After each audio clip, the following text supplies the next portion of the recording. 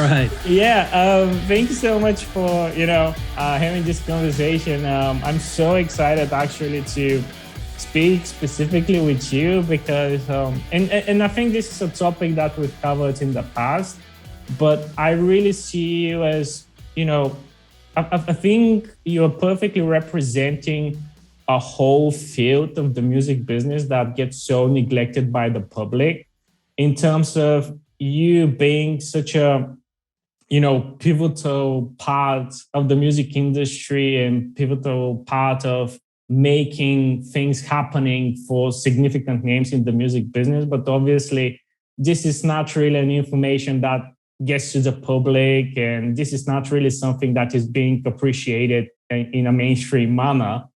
I'm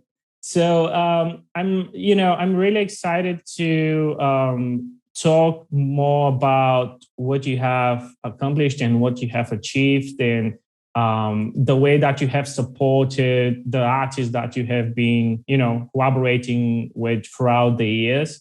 So I'll be really interested to start with you just walking through. Even when it comes to developing your passion to music and how this one evolved to you actually being professionally involved in it, and just going through this whole cycle, if you know what I mean. Oh, well, thanks for having me on, Hristo. I've been looking forward to it as well. Yeah. And thanks for everybody for tuning in. I'm Todd McCarty. And I was started as a musician, so I'm not just Mr. Label guy or Mr. Record Industry guy. Yeah. Like I started as a musician playing drums at a very young age, and I'm 46 years old, so I've been in this business since I've been making money in the business as a musician since probably age 15, so a good 30 years. Wow. That's a lot. We can get into all that stuff. Yeah. That'd be fun to get into. But it's a lot to talk about. There is different points of my life where it went from a passion thing and just being a musician and really not considering the business stuff, and then slowly the business stuff starting to develop with my career, and I even was like, nah, this is too hard. Let me try something else for a while. And I even got out of music for like a year and a half. But for the last 30 years, it's pretty much been all music except for maybe 1 year, like 11 months. Oh, wow. And even then, I feel like I was somewhat doing music. That's significant experience you have there, So there are a few, focal points that I'm really interested to hear. Firstly, how did your passion to music start? After that, what was the transformation process from, being an aspiring musician, obviously wanting to evolve into this role, and this transferring to you being interested in the business side rather than anything else? Because I think even from a mentality standpoint, these are pretty interesting processes that probably most of the people in the music industry somehow are, undergoing at different stages in life.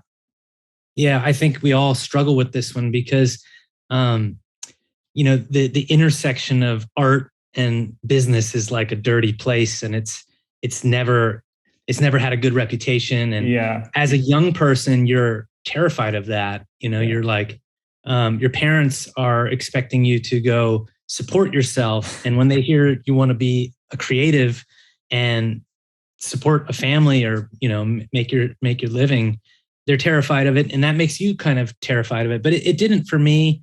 Well, I guess I'd be lying if I said it didn't, because I didn't let it deter me. And it sort of put a fire in me to prove people wrong, that you could do this.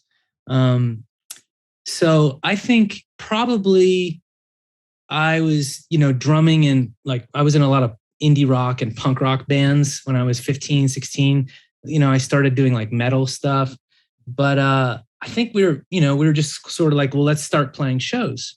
And then, we booked all of our shows locally, and we got to get people there. So we started, flyering and writing into the journalists and newspapers and magazines in our hometown and started introducing ourselves to those people and saying, can you help us get people to the show? We said, oh, radio. So we called radio stations. And a lot of musicians, I think at that point were like, no, if this was, I developed my music career in like the 90s. So there wasn't like as much internet promotion then. There was just major labels and big record companies, and nobody was doing it yourself really, except I came from this punk rock community in Washington, D.C., and there was a record label there called Discord Records that really influenced me and my bandmates. And they were a DIY record label doing everything themselves, and they didn't rely on any type of major distribution network, or they didn't wait for anybody to help them. They just did everything themselves. So that inspired me and my bandmates to do everything ourselves. So DIY is something I've been doing since I was 15. And I think that was sort of like my first like look at it. And it was more like, I just wanted my band to be popular and to have some fans. That was it. It wasn't a business necessarily, although we made t-shirts and we wanted to sell those to fund our practice space, our gear. Gear is expensive, like drumsticks and cymbals and guitar strings and new guitars, amps, all that stuff, microphones. So you're just doing it to fund your practice space and all that. Yeah. And then, after a while, you're like, well, let's go outside of our city. Oh, then let's book a tour. So we're doing it all ourselves.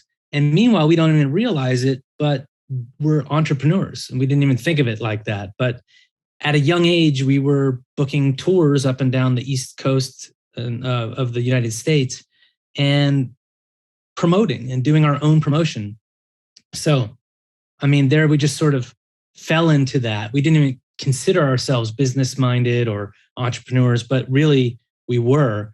And for a lot of the public that thinks is the arts and musicians and creatives is like not good business people, I'm here to tell you they're wrong, because all these people that were musicians and artists who had a really tough business, even if they failed at their business or their art, they become really successful in life. I know tons of them that are out of music or out of art now that are running successful businesses and, become lawyers and nurses and doctors and just really creative entrepreneurs. And I think because the creative pursuits are so difficult, the business is so tough that you have to become really good at it and your business skills get sharp.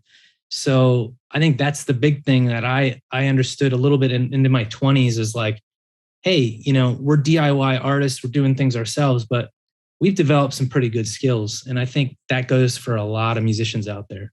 So if you're a business looking for some sharp people, hire a musician, hire an artist. They're good. Yeah, that's such a great point, by the way. And I completely agree with it. Because as you said, in terms of the public's opinion on people involved in music, again, there's, I guess, such a big understatement on their qualities and what they're doing and what they're achieving. And the fact of the matter is, exactly as you've mentioned, it's so difficult to be involved with that. And you have to achieve so much with so little resources that it really evolves your qualities to the next level, So, yeah. It's true. So that's a great point. I didn't answer your other part of the question is like, at what point did I decide I wanted to like make a go of it? Yeah. I think it's when I failed so many times in a row. And then I was like, well, let me try my, after college, I said, let me do something that's not music related. Let me just see what this business world is about. So I went into hardcore business to business sales for a telecom company. And, I was cold calling, making 100 to 120 calls a day, getting 100 no's for maybe 2 or 3 yeses, and doing that 3 times a week. And then the other 2 days of the week, I'd go out, dress up in a business suit and go out and do these meetings and meet with, executives at companies, small and medium-sized business, some large business. And we would try to, get their telecommunications, their phones and their long distance and their internet connections and sell them onto our company. So I did that for a year and learned really good skills for sales. And then I was like, well, if I can do this in the business world, knowing what I know, I can go do this in music. So I quit that job, making a 6-figure, really good income. And I said, I'm going to go do it for record labels and artists. So I started being a consultant for independent record labels and helping them expand their music distribution and getting their music into bigger stores and chain stores and independent record stores and all of that. So really, I was like, you know what? I'm going to do both. I'm going to have a music drumming career, like a music business, a performance career, and I'm going to do my music career. So I was in bands and doing music business at the same time, sort of to fund my drumming career, and with bands. So I'd say is like turned out more as like 8 months of the year I was doing more like tour managing and these record store promotions and distribution. And then the other time I was spending with playing in bands and touring with my own bands. Wow. You've been through so much in terms of, different activities in different fields that obviously I can imagine this shaped a very, complex set of skills that you have utilized, through your experience. How obviously you've mentioned that you started with being involved in the music industry as a performer, as a musician, and then you switched to the other role. From your time as a musician, from your early ages as a performer, would you say that you've always had this sort of even subconscious business approach in terms of thinking, in terms of mentality? Or would you say this is something that you've developed throughout the years through the experience that you had? Yeah, I think I developed it over time. And a lot of us musicians always said like, I don't really need to do this for money. And maybe that was like a protection mechanism for ourselves to tell ourselves, like it's okay if we're failing, because there's a lot of failure in music. But I always said like, if I could just have a fan base and just have people like the music and be able to tour and make music and maybe be able to quit my day job and have that support me, that would be good enough, and anything else would be a bonus. And I think there's a lot of that, but I think, that mentality developed over time to where I could really make some money. And that, I think I was influenced by my family and siblings, going off into the professional world. And I was influenced by mentors and people that I came into contact that helped, like I worked for, like guys at record labels. There was this guy, Kenji, who worked at a record label in Japan and gave me a lot of good advice and hired me to do some work. There was Bob Becker at Fearless Records, who hired me and gave me a chance to work for him at that label. And a lot of his skills rubbed off on me. There was just lots of people along the way that I encountered that I learned from and watched and observed just from observation. But then I think the real business skills and the real sort of artist development and money-making skills came from observing the big hits, like the artists that really took off. Like I think the first one was probably like, well, I was around At the Drive-In as they were blowing up, and Jimmy Eat World as they were blowing up. And then Plain White Tees. And that was a big one that I was directly involved with from a sales and marketing standpoint. And they had a song called Hey There Delilah back in 2006, 2007, go multi-platinum. I think it was number one in 13, 14 countries around the world. And we were, on top of the music business for like a few weeks. And when you reach that height, you really have to learn the music business and really know what you're doing, because you're competing with the biggest artists. And I think it was that moment that there was sort of like no looking back. Like once that happened, we wanted to repeat that over and over and over again. So I think that's when, I sort of said, okay, I can have a career in the music business. I think, that I was probably 28, 29 years old when that happened. And it's pretty young to realize that. But from that point on, I knew, this is it. I can do this as a career. And we just try to replicate that. And we did at Fearless. We replicated that with 5 or 6 more platinum selling artists. And it seemed like it was once every year to 18 months, we could, knock one out of the park. So you've mentioned that it's very important to have the quality to assess a hit in the making, to properly understand the characteristics of a certain track. How would you, when it comes to you and when it comes to your approach in terms of that, how would you describe this assessment process? Is it more of a gut feeling, or are you, basing your vision on certain aspects and characteristics on a certain checklist that needs to be followed? I'm really interested to understand your thought structure when it comes to, listening to a song and being like, all right, this can be a hit, or this will definitely be a hit, or it wouldn't, and stuff like that. Yeah, I think really it's sort of a reactive thing, because when you get when you hear it for the first time, the song, when it comes back from the mastering or mixing engineer, and you hear it and you're just like, wow, it sounds like a hit. Like, and you hear a lot of those not a lot, but you hear a lot of songs that you think, oh, this sounds radio friendly, or it could be, I could hear this on the radio.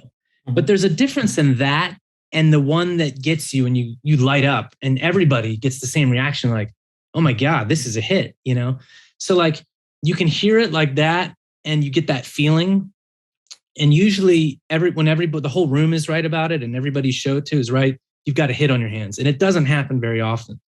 The other part is sometimes you just follow the audience. Like in the case of Hey There Delilah by Plain White T's, it was an acoustic song and they were a rock band and they weren't known for acoustic music. And in fact, it was the 13th track, the very last track of their album. And it had been around 2 years before it took off. But what happened is all of the kids at the concerts were requesting that song. And then after they finished their rock set and they didn't play the acoustic song, Tom from the band would go outside of the venues and bring his acoustic guitar out there and play the song for fans out in the parking lot. And they loved it. So then he kept getting those requests. And then eventually they added it into their live set and it became their biggest song. So that's more of like the reactive part where you just follow it. It's something that we could never have predicted that one. That's why it was the last song on the album. If it was a hit, we would have, put it right on the front. So there's 2 cases, but really those types of things don't come around very often. So, but when you have them, you really have to, seize the day, take advantage of that moment and pile it on. The other part of this is it's not me, it's not one guy, it's like a team. And a lot of the times you have to have a team that works well together and everybody's on the same page, everybody's excited and everybody's got a good vibe. If you've got a team that's dysfunctional or not agreeing on everything and everything's like butting heads and fighting the whole step of the way, it could derail the project. So I really think on those winning projects, the team worked well together and everybody like fed off of each other's hard work and good vibes. And I've been on some projects where, that kind of derailed it, So I think it does. People in the public don't understand that there is a lot of people involved, from the engineers and the musicians themselves, and the artist manager, and the manager usually has 2 or 3 people on their team, and that artist manager is out there talking to people and spreading the good news to everybody. And then you've got a label, whether it's 5, 10, 20, 30 people at the label working for you, and those people each have their contacts. And then there's promoters and booking agents, and there's all sorts of people that don't get mentioned in the process. And I think that unity and that teamwork is really important behind these successes as well. Absolutely. And do you have like a distinctive memory of a moment when you've heard a song that would eventually become a hit and being like, okay, this song is special. This will do great things. People will love it. And do you have any specific memories about moments like that from your career? Yeah. I mean, Lovely the Band, that the song hit number one, same thing like was it 2017? Mm-hmm. From the second I heard, I was like, this is going to be a huge hit, and that was one, became a global hit, number one most played at alternative radio in 2017. I think it was number one in 10 plus countries around the world. There was a band called Breathe Carolina. They had a song called I Don't Give a Fuck, ID, whatever it is, the acronym. As soon as we heard that, we knew that was going to be a hit. And that, I don't think that hit number one, but it was like number 3 or 4 on the pop chart in America. And it sold 1 million singles. What other, I mean, the Pierce the Veil, King for a Day, it's a rock song, wasn't necessarily a radio hit, but we knew that had Kellen Quinn on it from Sleeping with Sirens. And like, as soon as we heard that song, we're like, we gotta do it right on this song, So, I mean, there's I'm sure there's other, like, it's interesting. I'll give you a situation where there was an entire album that we had that feeling about. Wow. Not just one song. But This band, Mayday Parade, had an album they turned in called A Lesson in Romantics, and it's since gone platinum. And it's kind of like one of those albums of the year 2008 or whatever that people bring up. And song for song, that album, as soon as we heard it, was like, oh my God, there's not a bad song on the record. And all of those songs continue to do well to this day. So that was a whole album of songs that came. This is such an interesting story, because I literally talked with Derek from Mayday Parade probably a few months ago, and he explained the process of creating this album exactly like you, like that the band had the feeling that they're creating something special with every single track. So yes, it's really amazing to hear how, a product of this sort affected so many different people in a similar way, which just, proves the idea of music and just the magic behind it, I guess. So no, there was a lot of magic, and that was a very positive project from start to finish. Producers, you got to give distribution credit, radio promoters, all these different people. Everybody was super positive. I mean, even the retailers, like the people at the stores and Apple, and Spotify wasn't around back then, but iTunes was, or like Best Buy or Walmart, like the big stores, like. There's so many people, the vibe was positive all the way through, and we just kept driving that thing all the way up. Amazing. Do you remember, what was the first big moment in your career that happened and you were like, okay, things are getting really big. I'm really enjoying what I'm doing. I'm really good at what I'm doing. And I, just want to proceed with that further. Was there a moment where just everything clicked for you and put your mindset in the right place in terms of being certain who you are and what you want to achieve? Yeah, I think I was on tour with At the Drive-In, their very last tour they did in the United States. They did a tour like 3 months later in Australia, and that's when they broke up after the Big Day Out show. But about 3 months before, I was on the road as a tour manager for a Japanese band called Eastern Youth. And At the Drive-In invited Eastern Youth to go on that last tour on the West Coast with them. So we were out on that tour, and Rolling Stone magazine had just published an article about At the Drive-In like that week. And it was the big story that came out. And Bono from U2 had a quote like, "This is the band that's going to save rock and roll." Like, wow. Bono made that quote. So the venues were like, the shows all sold out already, but they were trying to bump the venues up to sell more tickets in each city. So the band At the Drive-In was blowing up as we were on this tour. And it was really exciting. And all this like media was coming out. And by the time we got to Los Angeles, we pulled up to the venue, and it was a madhouse. There was like a bunch of press and media and, outside the venue as the bus rolled up, and it was somebody mentioned that Bono was at the venue. He wanted to meet the band or something. It was like a rumor. I don't even know if it was true, but it was a madhouse there. And it was such a fun night because it felt like, I think it was the last show of that tour. And it felt like this, the band had sort of reached this peak, and it was super exciting.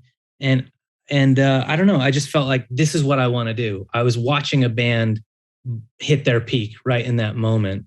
And I was like, I want to do this, like, for sure, 100%. And I think I quit my business job, like, when I got back from that tour. And that's when I started working for a couple different record labels. And and it's funny because I ended up working for At the Drive-In's record label probably 4 or 5 months later or something like that. Wow, that's an amazing story. What would you say are the most important lessons that throughout your career you've learned, and that helped you to prioritize different important aspects of what you do? Like, are there any certain situations that you can pinpoint that really helped you to, significantly improve your understanding and just mentality towards what you do? Yeah, there's so many lessons you learn along the way. Yeah. And I was learning as I was going. But I think don't give up. Don't give up until you've had 3 no's. Like, I was told you're not doing your job unless you get told no 3 times. And I think that came from my cold calling background. It's like, you get hung up on. That's 1 no. So you call back and, you try to make conversation, and you try to get a yes or a no, and you get your no. And then you might try, like, let it go 2 weeks.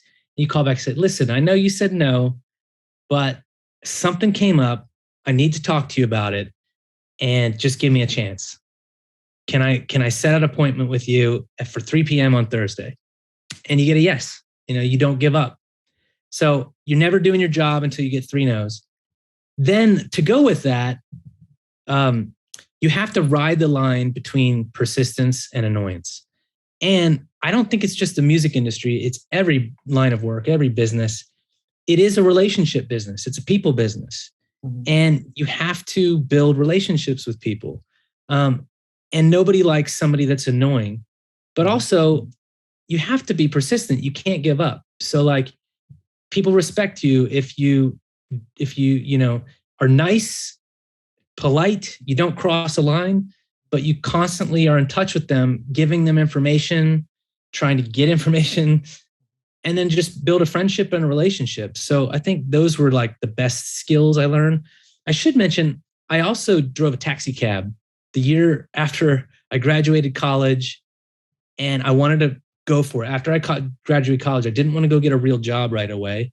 I wanted to try my hand in the music business, and I wanted to be a touring musician, a drummer. And so it's just like the modern day of driving an Uber or driving for Uber Eats or something like that. And but I drove a taxi cab. And when I drove that taxi cab, I got to meet so many different people, like young people, old people, rich people, poor people, handicapped people, homeless people, drug addicts, strippers, regular, salary people, like just business people, anything in between. Like, you learn to deal with lots of different people. And I think those people skills and learning to listen and talk to people, that's like I think my dad actually told me this, but you got 2 ears and 1 mouth, you make sure you listen to people. So I think those skills really helped me. Loose lips sink ships. There's trade secrets, there's business secrets, there's things that you don't want out there in the public. Those things can derail a project. So loose lips sink ships is another one. I think Well, there was another one that kind of goes along with it. But there's lots of those little business wisdom things that I really liked, and they would stick with me. Never treat everybody like they're going to be your boss. Like respect the interns, the assistants. I don't even like that word, assistant. I think it's derogatory. Like everybody on my team at Fearless was, of course, I can't say that everybody was equal because it's just not the way it works, but everybody was responsible for being a marketing professional. Like the graphic designer contributed.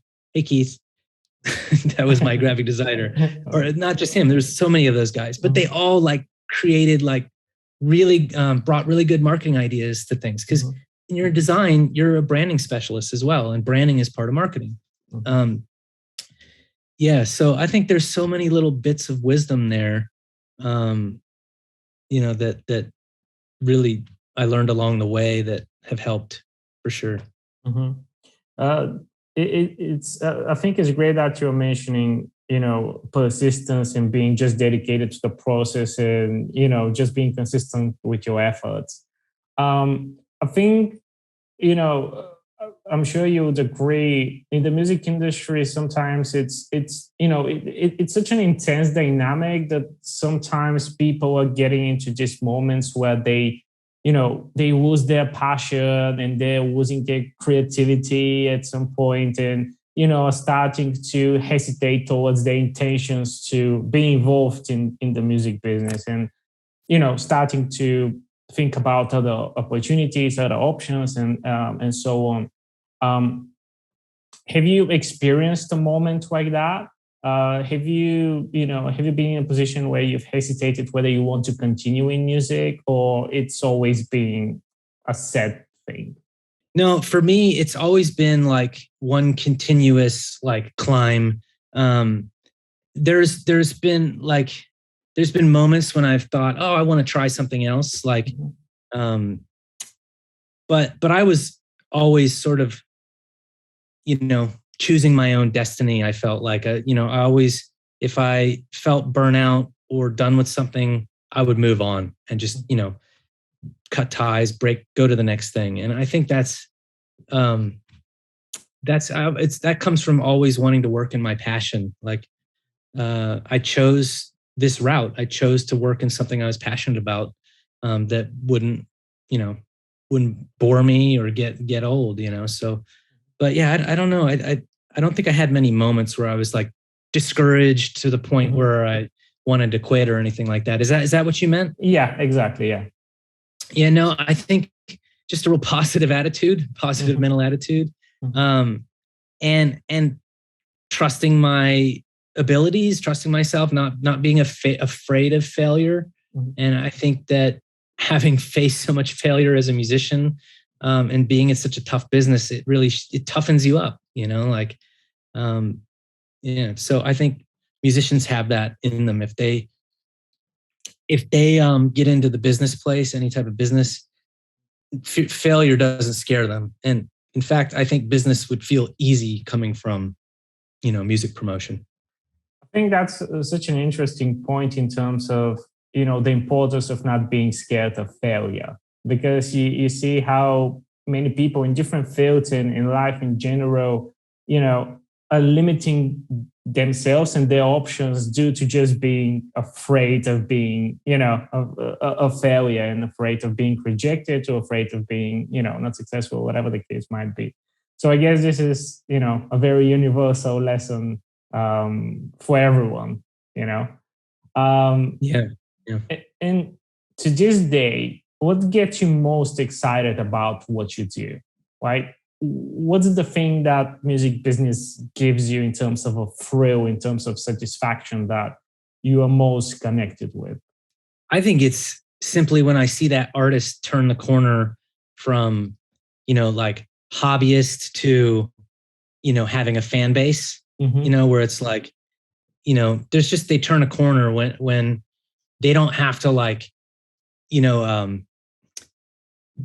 beg for attention, where when they post something or release a new song or put up a new video, their community of fans like supports it, and it sort of takes on a life of its own. Or like when they make a little bit of money, you know, when they put up a t-shirt and it profits and brings them in, you know, some money, or they land that tour and they go out and they come home with a little bit of money, or they hit a milestone, like a big milestone of 1 million streams, or, you know, they just, their fans sort of start to show up and they build that fan base.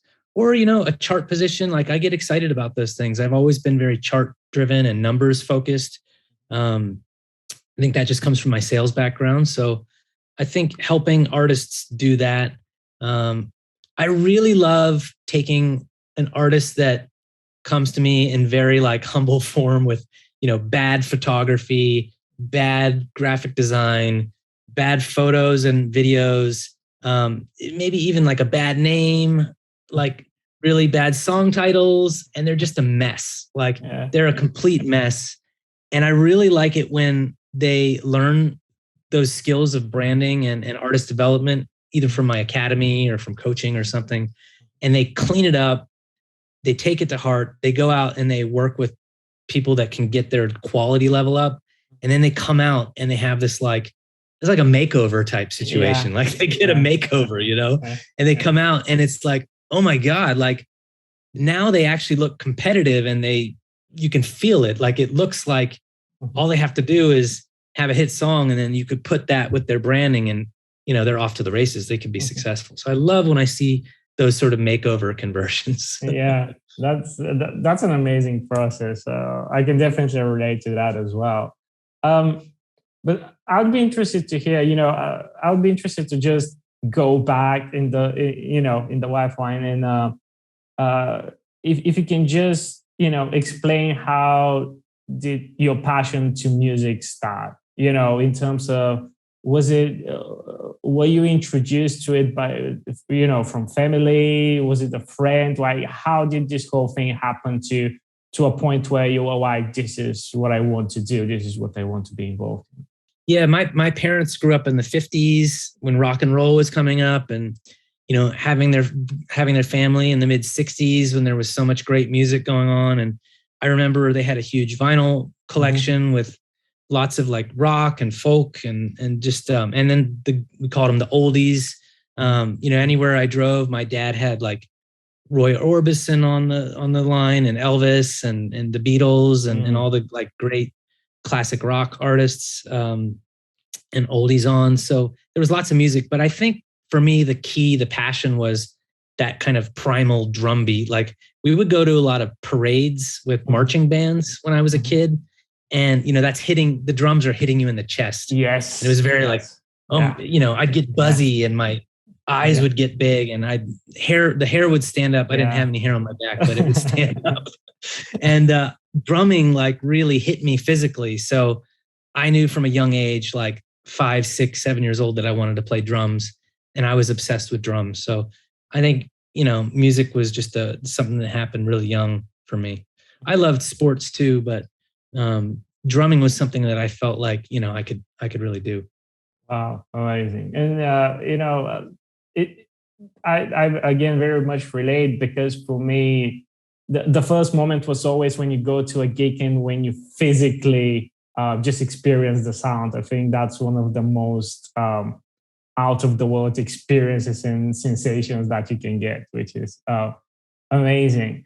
And do you remember like the first time when you started playing drums and experiencing this moment when, whether it's being while playing with other people, where, you know, everything clicks together and you realize that you're creating music?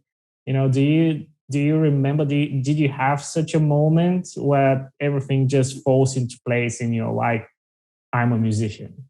Yeah, no, of course. You know, I played in like school bands and stuff like that, and that was pretty cool doing performances with that. But with rock and roll, like, I mean, I was messing around doing covers like Metallica and AC/DC covers with the guitar player when I was really young. I don't know, 10, 11, 12 or something like that. and that was exciting. But we were just doing covers, like I wasn't like a musician. I was just learning. I was a student, right? But I think it was like starting my first punk band with one of my best friends, Dave. And then we got a bass player and a singer, another guitar player. But we had like 3 or 4 guys.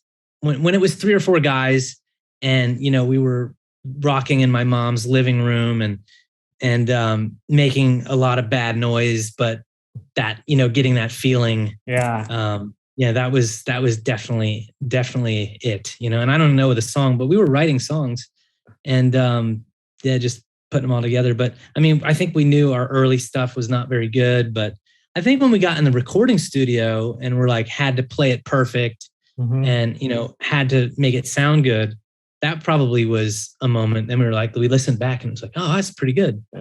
So probably the first time we went in the recording studio was when we felt like we were pros or doing it for real. It's a big moment. Yeah. So do you still play, by the way? Do you? No, I don't. I'm in Japan, and it's, everybody lives on top of each other, and there's no way you can have a drum set in your apartment. I can go rent them, and there's music stores, and they have the like headphones and the pads, and I've played on those, but no, I don't. And one of my friends here, he's my age, but he wants to learn to play drums. So I've been teaching him a little at his house, but we want to go to like a rehearsal space and, jam. And his son is 9 or 7 or something like that. And he wants to learn too. So I might do it like that, but no, I don't get to play anymore. Do you miss it? I do. Yeah, I do miss it. That'd be great. So this is, another topic that I was really interested in discussing with you. As you mentioned, like you're living in Japan right now, which is, such an amazing thing. And can you walk through, the whole consequences of decisions that led you to being there and, experiencing this life over there? Yeah. So I had this love affair with Japan from the time I discovered this band, Eastern Youth. Yeah. They're like a punk rock band from Japan, and they didn't sing in English. I had no idea what they're saying, but I just really liked the sound of music. And I discovered them back in the days when you would have like email friends around the world, and we were like trading physical music, like trading CDs. And that's how I learned about him. So I was trading CDs with this guy in Japan, and he sent me a bunch of bands. I sent him a bunch of American bands. And so I loved that band. And then I ended up making a website for that band. Wow. And it was like their only English website. And so like the record label contacted me and was like, hey, they're going to be coming to tour America with At the Drive-In. And, would you like to go on tour with us? So I'm like, yeah, absolutely. Like my favorite band, getting to go on tour with them. So I did that. And that's that moment I told you about. And I became friends with that band. And I did, I think, 2 other tours in the US with them, with Cursive, one with Cursive. We did some shows with Jimmy Eat World. Just as Jimmy Eat World was exploding with the Bleed American record. And then I did some tours in Japan with this band. So I was going over there, and then I just really liked it. Every year I was coming over here. I was doing the Fearless Records bands in Japan. I was helping get those released over here. And then I ran into like Red Bull Japan. I was introduced to Red Bull Japan, and they would fly me over from America every year to do this Red Bull live on the road. It was basically like a battle of the bands. And they had some really cool bands, like One OK Rock was at that thing. That's a pretty big rock band now.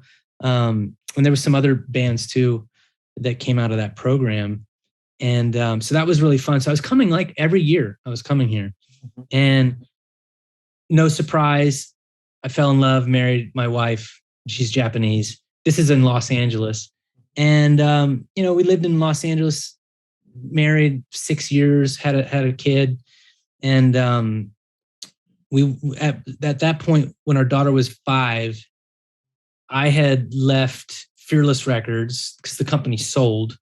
And I stayed for a while, but wasn't really feeling it. I got approached by Sony Music they offered me a vice president job at Sony Music. And I was like, I've always wondered what it was like to work at a major label. So I took that job, and it was great. Worked there about 1.5 years. And actually, I had made this decision to move to Japan while I was working at Sony. And I was totally nervous about it. But at the same time, it was like, I had a tip that 5 was a good age where your kid could become bilingual really easily. Like, she was already fluent in English pretty much, and she learned and knew a lot of Japanese. But if we could go do 2 years in Japan and lock in that language, she could be sort of bilingual for life. And that's what the advice was. We're like, we got to do it. So I was like, I wanted to do this education thing, like Band Builder Academy. I had this idea for it. I'm like, let's do it. This is the best time of the year. We'll do it for 2 years. And I was like, I'm going to do it. So I quit my job, good salary, everything. Some people consider that a dream job, but I had sort of accomplished all of my record label goals at that time. So there wasn't really much left for me to do, you know? So I wanted to do this education thing, picked up my family, moved for 2 years. We just rented out our place in LA, and it wasn't as hard as you would think it was. So we did it. And then the pandemic came and we were like, this is a pretty safe place to be in a pandemic. It didn't get hit hard at first. You know, there wasn't the case count that you had in other parts of the world. So we felt safe here. We stayed. Meanwhile, we developed friendships and lifestyle. We loved it here, and we've stayed. It's been about 5 years now, and we're happy here. I don't think we're moving back anytime soon to LA. But yeah, it was just sort of it was supposed to be 2 years, and then we were going to be back in LA, but it turned out to, go on a lot longer than that. That's amazing. What do you like the most about Japan and the country and the people? What impresses you the most with, the life over there? What likes you? I think it's the sort of safe lifestyle, peaceful lifestyle. I came from Los Angeles and was living specifically near Long Beach. There was a lot of just daily violence in my community, getting confronted at the gas station or a restaurant, or just, there's this tension in the air, at a park with my kid getting confronted or even robbed a few times, Here we can still leave our doors open. I could leave my laptop on a park bench and go, play on the park, and I could leave my laptop right there. Nobody's going to take it. I mean, I know we just had this tragic incident over here where the prime minister was assassinated. Yeah. It was totally a shock to people because that type of violence, and it's a really safe place. And it was just so out of character for this society. So I know it's strange to say, but it still feels very safe, very peaceful. And I like that. It was a breath of fresh air coming from that high tension area where I was living.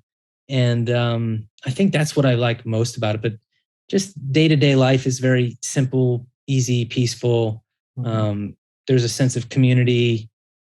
I don't know. There's just it's a good place to raise a kid, I guess. I've always been fascinated by Japanese culture pretty much because of the same reasons. And obviously I haven't been there, but from what I observe, it really seems and I think this is a very accurate word, I guess, to use, peaceful. And, obviously for me as a person, this is a very big aspect, a very important word. So it's great to hear that my expectations are kind of accurate from what you've been saying.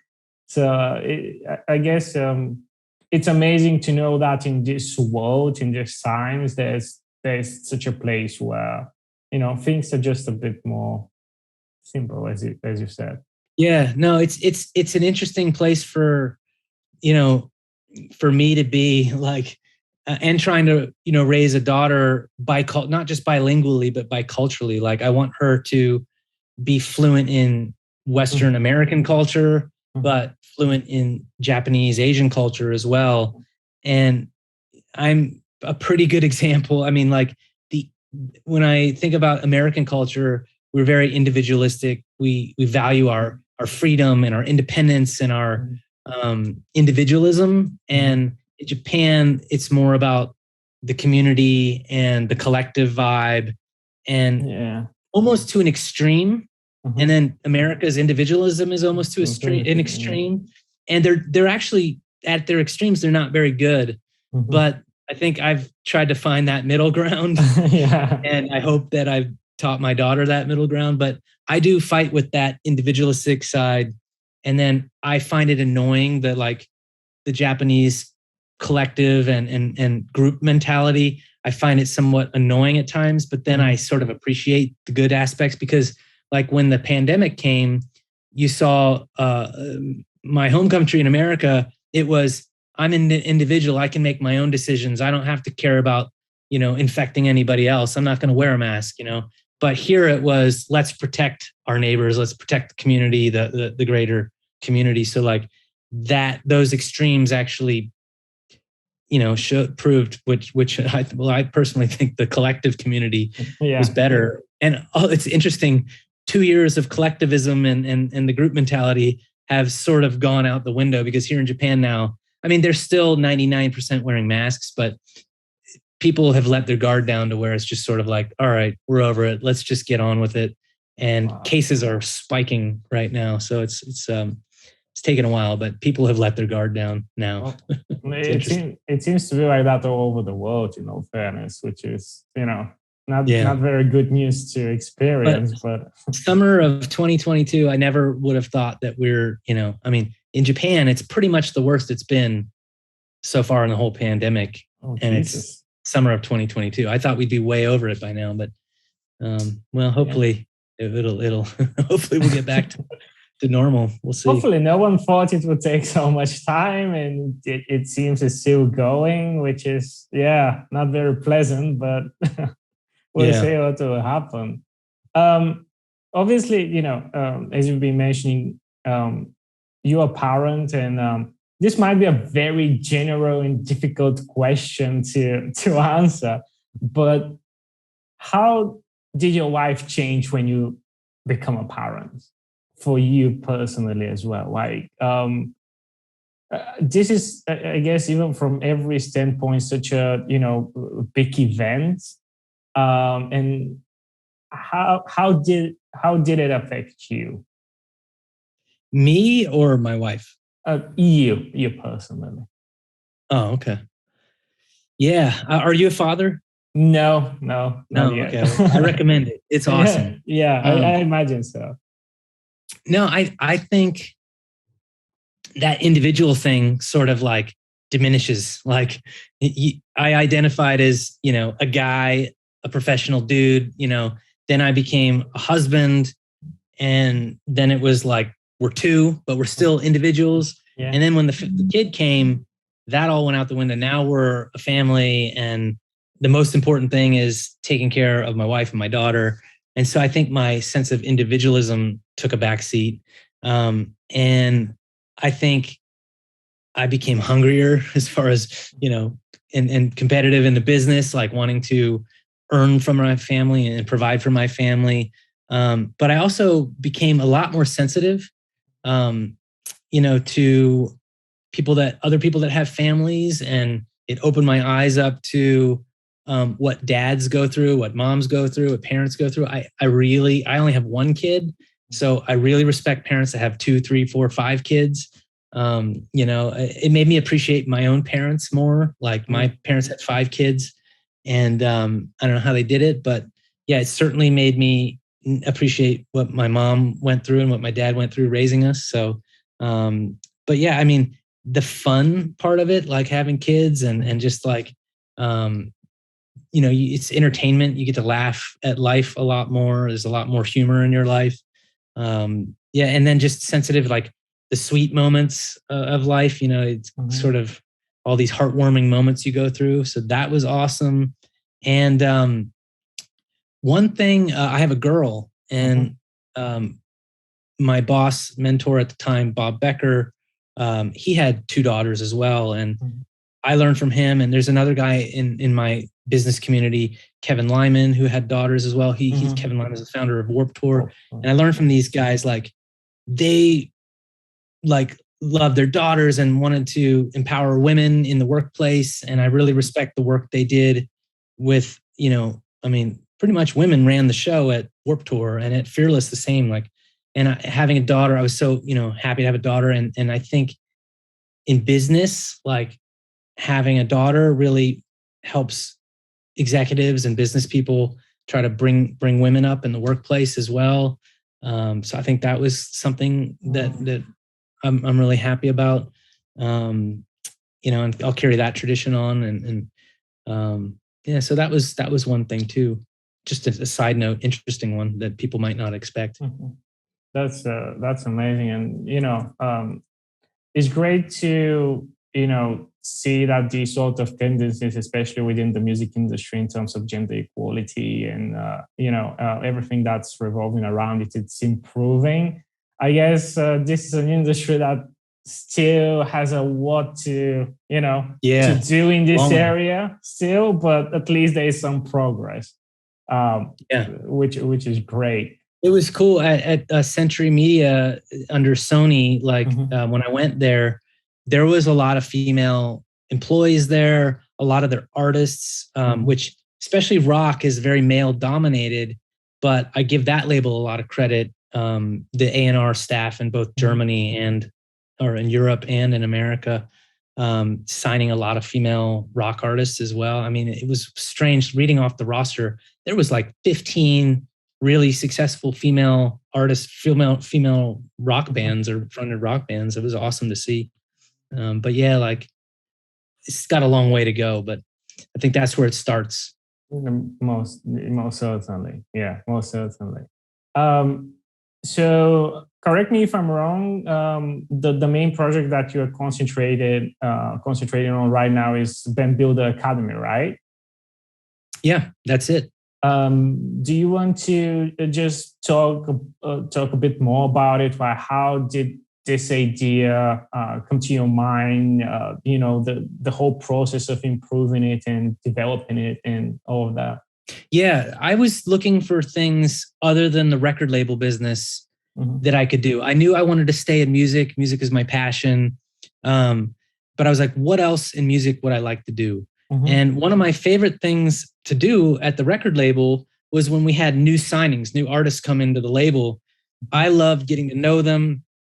I love helping them work through any challenges they have with their business, like the nuts and bolts of running a business and a band, growing their fan base, sort of best practices, trying to come up with a marketing plan and a strategy for growth.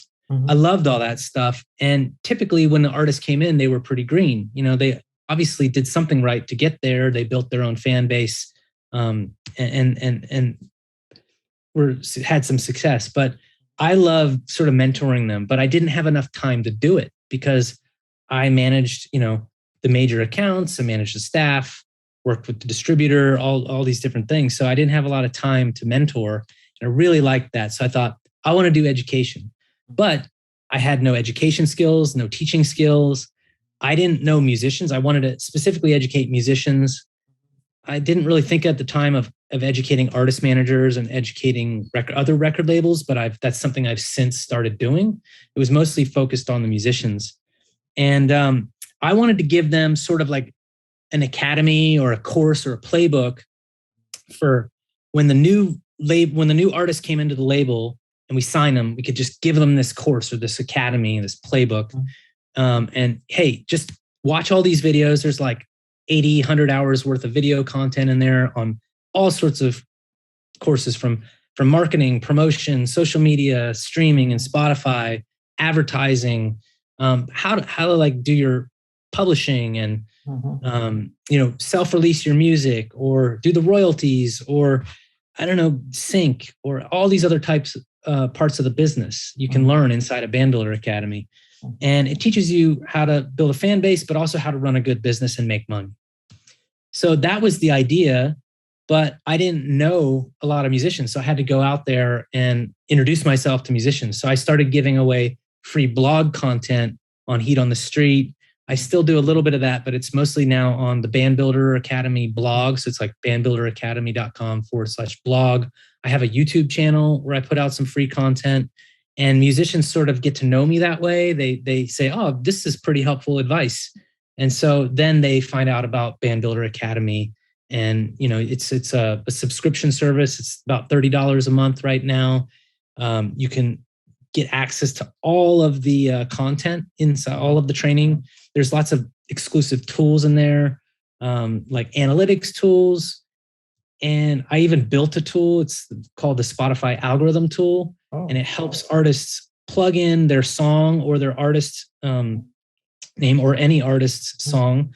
And they can look at sort of the internal chart position in the Spotify algorithm. And you can notice where you're at and where you want to go.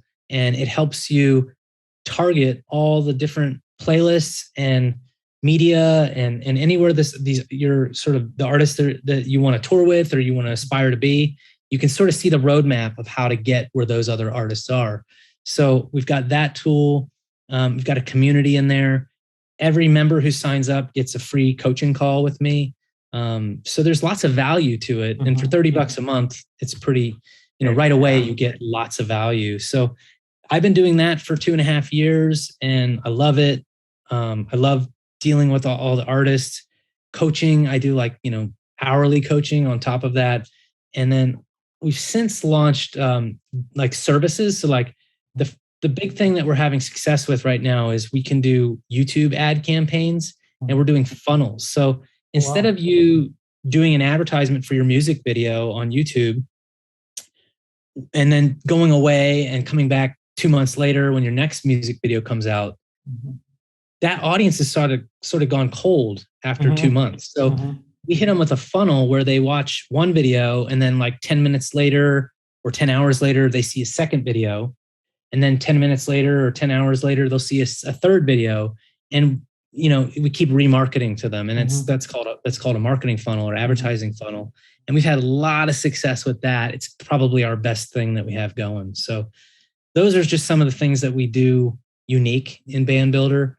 But I think I'm one of the few in it that has, executive label background, major label, indie label, and sort of like a no nonsense, no snake oil, no tricks, no get rich quick schemes. Yeah. No get on 1 million playlists for free or guaranteed Spotify, viral success. It's none of that bullshit. It's like the real music marketing professional advice from a label guy. Yeah, I completely agree. And I was just going to say that, obviously right now it's such an, overused scheme to see someone, claiming to provide you with the secret behind the music business and how they will get you on this playlist and how in 2 months will be the next big thing. And in the end of the day, it's scam. I guess there's no better word to explain it. And I think what you offer is certainly something that many people literally need in order to move to the next stage. So hopefully more people would acknowledge it and use the resources that you have, because from my perspective, it's just something amazing. It's amazing. I appreciate it, Hristo, and I appreciate you having me on and letting me talk to this. Hopefully people have stuck around. But it's interesting because with musicians, I wasn't like this. If I found a course like this when I was 17, 18, I would have signed up in a heartbeat. But I get the feeling that a lot of people don't want education. They just want promotion, the services. Yes. That's why like the YouTube thing that we're doing, musicians are like, I'll do that all day long. Yeah. But education is hard. It's not fun. It's time consuming, but it's really necessary. Like you really have to learn how to build a strong foundation. And it's only $30 to do that. Like you could spend $30 on a Facebook campaign, or, you could spend easily $300 on some sort of playlist promotion or to buy onto a playlist, or you could spend $1,000 to $2,000 or $3,000 on a PR campaign and have somebody do an email blast. But it's like, I'm offering sort of a playbook and a workflow that's easy to follow for musicians for $30 a month. It's like, it's just invest in your education and knowledge. I mean, I think that's why people listen to podcasts and it's just to get that knowledge, so people do value education, but I offer it in a a roadmap, chronological, step-by-step process that I think is really helpful. Not to mention, I'll get on the phone with you and I'll talk to you and I'll get to know you. I'll help you, fix all of the things that you're doing wrong, because I can see all of those things very easily after, seeing it daily for 30 years. Yeah. And,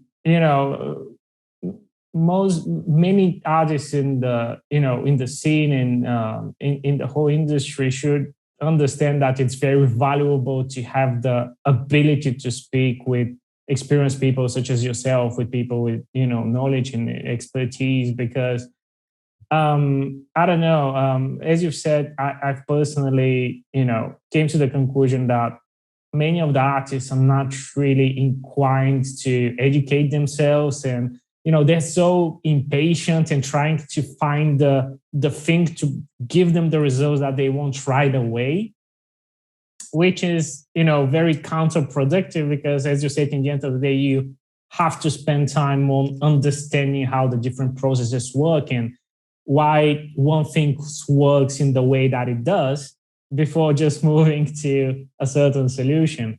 I don't know if you observe the same thing, but I think this is actually quite a big problem across the music industry at the moment. It's just people just want everything right now. They want the results to occur, immediately, and not really invested in the process of understanding how it works and just doing the things the right way.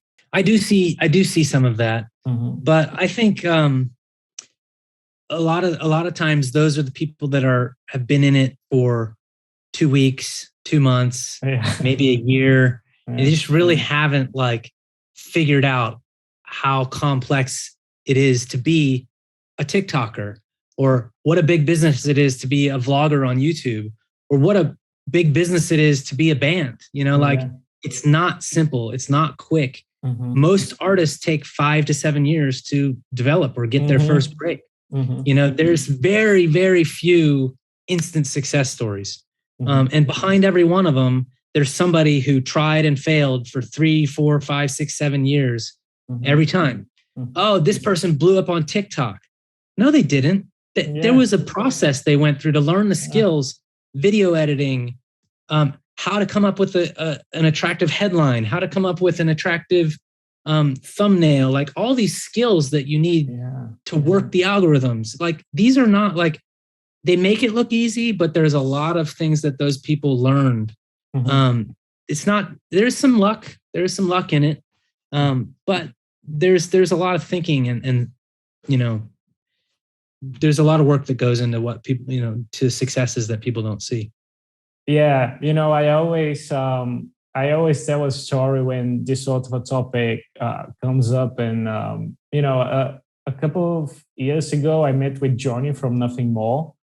And we were just talking, how the whole band had to deal with the situation where, they just blew up at some point, and journalists or people from the industry would go to them and be like, wait, hey, how did you do that? And how did you manage in a year to become a multi-platinum selling band and to be nominated for 3 Grammys and stuff like that? And he was explaining how, it took them 15 years to become an overnight success, which is such a, valid statement, I guess, because he was saying how for 15 years they had to play in front of 20 people and to, structure their processes so they can put themselves in the position to generate the results that they've ultimately generated. And I worked with Portugal The Man. We put out their first record in 2005, I think it was, on Fearless. 2005, I'd say they sort of broke maybe 2018, 2019. I mean, that's it's 12, 13 years, before they really broke it big, And I mean, they're rightfully, there's been a few weeks where they're top of the music world, where they've had some number ones top of the world, Plain White Tees, 2006, 2007 is when that Hey There Delilah song broke. I think they put out their first record in 1999, 1998. So it's like 7-8 years, like all those bands were doing it a long time before they broke. Yeah. From your experience, even at the moment, what would you say is a common big mistake that the young bands and aspiring artists are making, or the misconception that they have in their mindset? I think the misconception that they're not in the entertainment business, that they're in the I just have to write some good songs and, put on a black shirt and, the fans will come, the fans will love us. You got to really be creative, be different. You have to think about branding. You have to endear your fan base to you and be unique. You have to stand out. And the copycat strategy doesn't work. You have to understand who you are, what makes you good, what makes you unique, what you can say that no other band can say. You have to play on those things. And it's really, really comes down to those differences between you and your competition. And so I think, you got to put on, if you're in a band, a rock, you got to put on a great show. You really got to knock them dead live. And when you make a recording, you've got to put that sort of energy into those recordings, and that's where the unique things have to, come in. And you can't just try to write hits and manufacture success or follow the trends and do what's popular. I think you really have to take risks. I think that's the biggest mistake. The other thing is that you can phone in your branding. You can just, do an average job on your branding. Let's do a press photo. Let's look at the latest 4 or 5 press photos that are pretty good, and just copy those. Or let's make a music video. Who's making good music videos right now? Let's just have them, come up with something. And they leave the thinking to other people that just want to, there's no creativity or vision there. You really have to have high quality photos, high quality video content. You have to have something different to say, something unique to say. And if you think about your favorite bands, it's usually starts with the music, a good feeling, something interesting that you haven't heard before, or it's an improvement on something that sounds good to you. I don't know, take a band like Thursday or something like that, or I Prevail or something.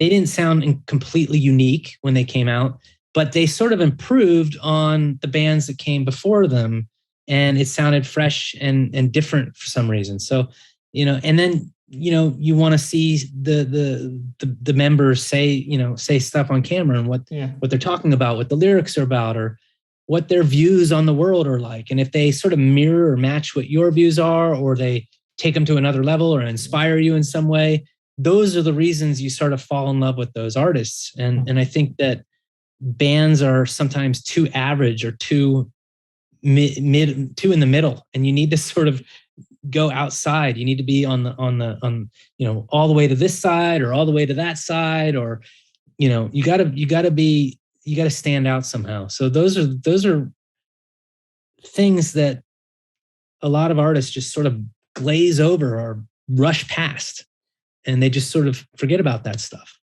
and they can't.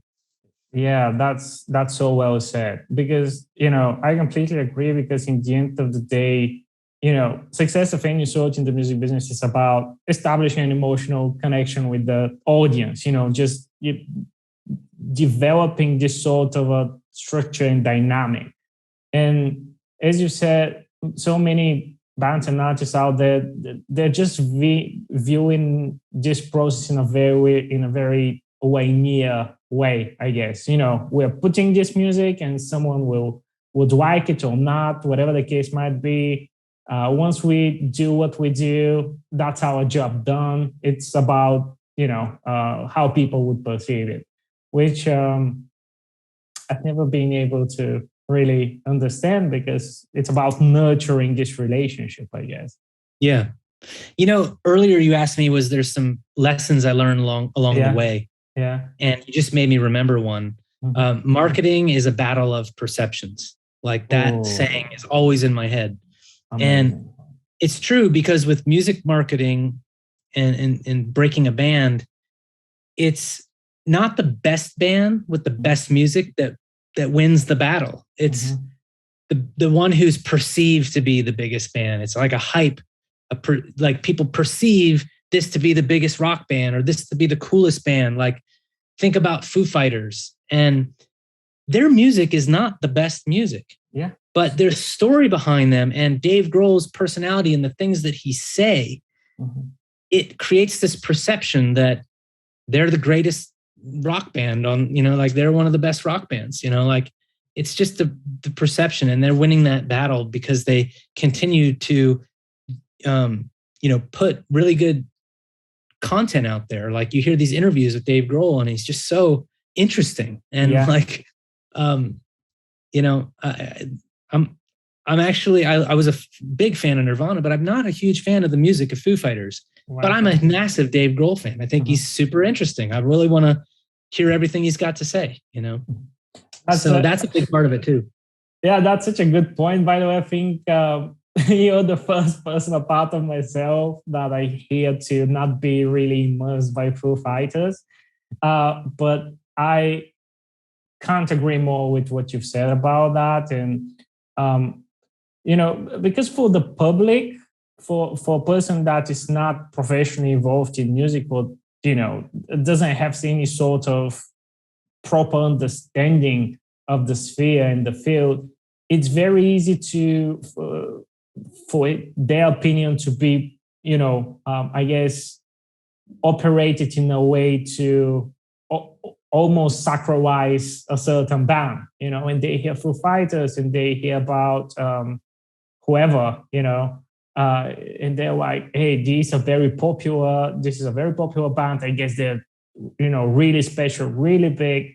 And the fact of the matter is that for a professional, that they're just musicians, and that there is thousands of, more like them that are as proficient in their playing styles and as proficient in terms of their writing as well. But it's about this final touch, the finer details, the personality, how you present yourself, your charisma, and all these elements that I think are so essential in the end of the day, and that make difference. That's cool. Yeah. And, I'd like to, I guess we don't have much more time to just speak, but I'd be interested to, use this final part to hear more, just a bit more about you as a, personality, right? What do you like? What do you do outside of music? How do you spend your free time? What are the things that, just brings you joy, I guess? Yeah, it's family and baseball. Like those are my things. Like, tickling my daughter. She loves to be tickled. Playing games, funny, just being a goofball with her. Yeah. My daughter's a total goofball. Annoying my wife with bad dad jokes and trying to get her to laugh, especially like if she's having back pains. Like I really like to make her laugh then, because then her back hurts as well. Yeah. I don't know, that type of stuff, just being a goofball, and watching baseball, reading the I guess I really like statistics and numbers, because I love the statistics and like following the all the numbers in baseball as much as I like watching the game. Yeah. So I like studying up on like the historical greats in baseball. Yeah, right now I'm learning Japanese. I'm trying to learn Japanese still, so I'm putting some time into doing that. I still, during the pandemic, we didn't get to use the Japanese as much because we weren't going out that much and interacting with people and, social distancing and all that. So now that that's sort of changing a little bit, well, I hope so. I'm trying to put my Japanese to use a little bit more. So that's something. But yeah, I mean, it's really just sort of a baseball, music, family thing. We camp all the time. Like that's been our escape during the pandemic, is not every weekend, but as many weekends as we can, we're going out we camp, we day camp. We do this thing called chairing. Like chairing is like the easiest form of camping, where we just take a nice, comfortable camping chair and we'll drive somewhere. We'll pull off on the side of the road on a scenic spot, and we'll just put our chairs there. And then just for an hour or two, That's so cool. And I'm lucky to live in this place in Japan where we have a ski resort and mountains, like beautiful mountains, wow. 35, 40 minutes drive. We have rivers, 20 minutes drive. We have lakes. We have an ocean, like it's called the Seto Inland Sea. It's kind of like the Mediterranean. It's an inland sea, and beautiful islands to explore, and ocean with the beaches like 25 minutes away. So, I mean, I've literally done skiing and the beach in a 5-hour, 6-hour period. I had a bonfire at the beach and skied the same day, same night. Wow, that's like the best combination. It feels like. Yeah, it's awesome like that. So that's kind of about me. I love to do all that stuff. I'm not very good at social media. I don't enjoy it. Sort of an introvert when it comes to that. It feels awkward to me. So sorry if I'm not present enough on social media. I do my YouTube, but it's hard to make YouTube content. It's not easy. It's hours and hours of, planning stuff and trying to come up with good content and trying to build good videos. So I try to do that more, and you'll find me on YouTube sometimes. It's certainly a very difficult process. And, a part of baseball, are you into any other sports, or are you into literature, movies, stuff like that? Or this is more of a complementary stuff? I think my movie and TV show time has gone to learning Japanese, like practicing my Japanese. So I haven't been so into that very much lately. But yeah, other sports. I have a lot of international friends here, and I've got into the game of cricket, like playing the game. Wow, interesting. Yeah, so I've been playing cricket and then watching a little bit. The IPL is the big pro league in India and that's taught me a lot about Indian culture, which is really fascinating too. But then it's big in Australia too. So I have an Australian friend. I've been learning a lot about rugby, but not too much. I'm not too into the game, but I try to be because, I hang out with some Aussies. Yeah. But mostly baseball. Yeah.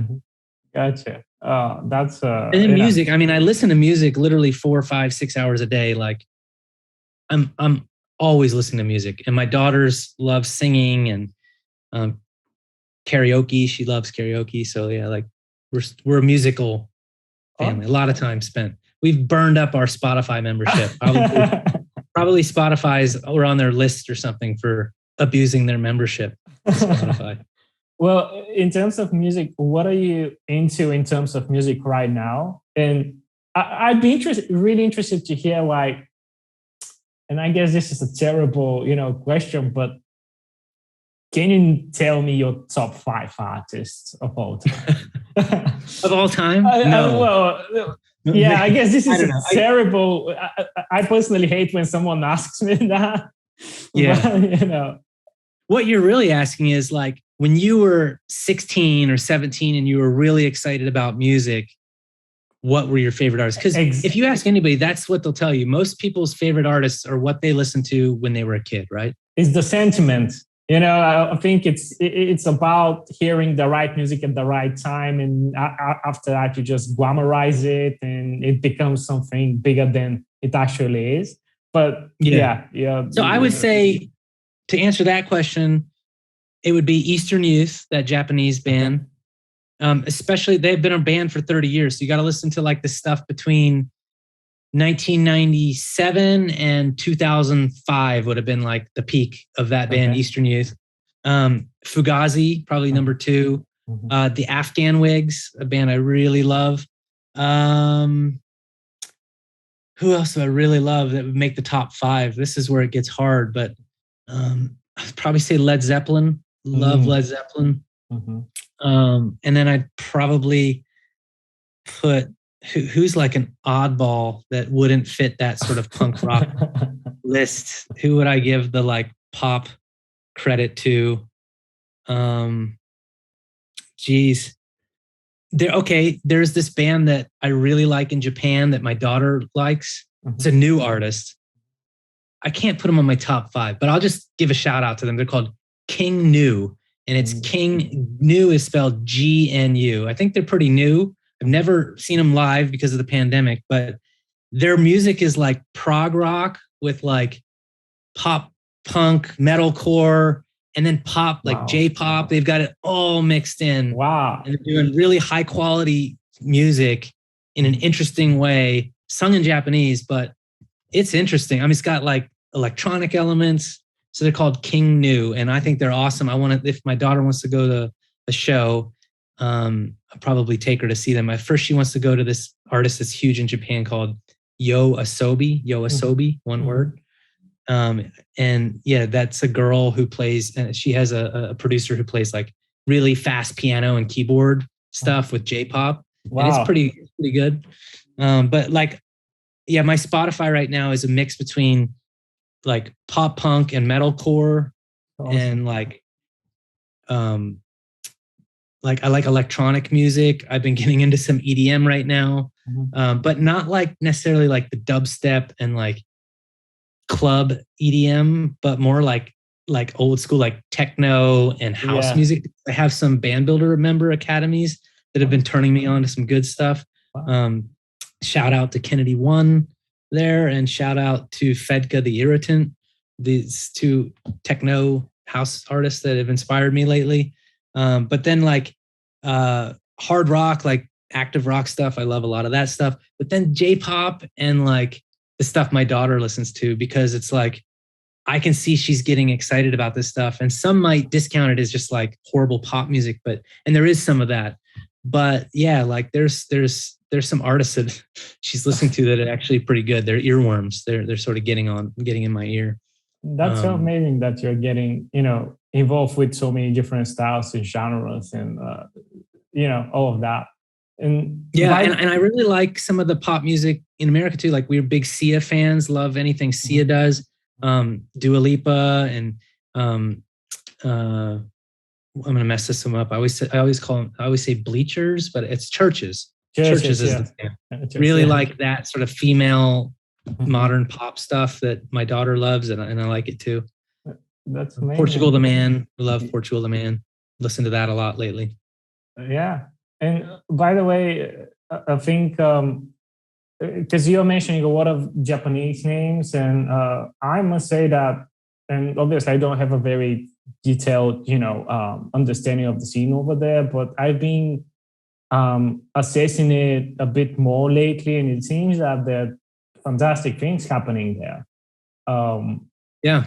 I even, started working with a Japanese band for the first time, and this was my first, professional relationship with an artist from over there. And it seems that, things are so different and so amazing over there in terms of the different dynamics within the music industry and the different styles and genres and the whole, community, as you've mentioned previously, that is present. And it's fantastic. I'd say it's the second biggest music market in the world, as far as money and I think volume. But Japanese artists are big in Japan, and then a lot of other places in Asia. And I would say the same for like Korean and Chinese artists. They're mostly big in Asia, but Asia has a huge population, so it's big business here. But there's a myth that foreign artists are really big in Japan, and it's just not true. Like international music makes up about 13-14% of the Japan market. So it's heavily anime music, J-pop, K-pop is huge here. But those are the dominant genres. And then, some Japanese rock artists as well do pretty well. Like One OK Rock is really, really good. There's Cold Rain is good. There's a lot of good rock bands, but then like this kind of pop rock artists like Sekai no Owari, awesome band, doing really well. I'm blanking on this one artist. He's like 19, 20 years old, doing some great stuff. I'll have to put it in the notes, but really, really good stuff too. Yeah. Final question, I guess. What's your favorite go-to karaoke song for your daughter? Is it something Japanese? Is it karaoke? Yeah. Yeah, no, for her, it's Yoasobi. It's YOASOBI. Yoasobi. She loves that. She'll sing it all day long. That's amazing. Do you have a go-to karaoke song as well? I need one. Please send me some suggestions. I suck at karaoke. Can't sing. But no, I try. But I fail. I'm not good at any of it. Can't sing. Sorry. How about you? Well, from my high school days, I've always went with Limp Bizkit. Oh, there you go. Yeah. It's the stuff that sounds, I guess, most accurate as much as this is possible. Good for you. More power to you. I've tried Avenged Sevenfold once, but it didn't turn out very well. So I'm not doing this again. Yeah. Cool. Thank you so much for this conversation. It was amazing. So much valuable insight, and I would encourage everyone, especially if you're involved in the music industry, to check your work with Band Builder Academy, because there's so much valuable insight there. If you have any, final words, anything that you would like to just promote or talk about or navigate people to, feel free to. No, hey, I think we've covered everything, my life story, right? So, I just welcome people. I'm pretty accessible. I do answer every email. I try to. You can hit me up on social media if you have questions, and just hit me up. But that's what I'm out here to do, is help musicians. And like, I've added artist managers and record labels to that, because I have a lot of good skills that I can teach those people as well in the industry. Just reach out if you want to talk. I'm here. Awesome. Thank you, Ted. Thank you for your time. Massive pleasure. Yeah, thanks for having me. Good luck with your podcast. I hope it goes well. Thank you. Hopefully it will. We'll see how it goes. And as long as I have guest mic here, I think it will be all right. Thank you so much for your time.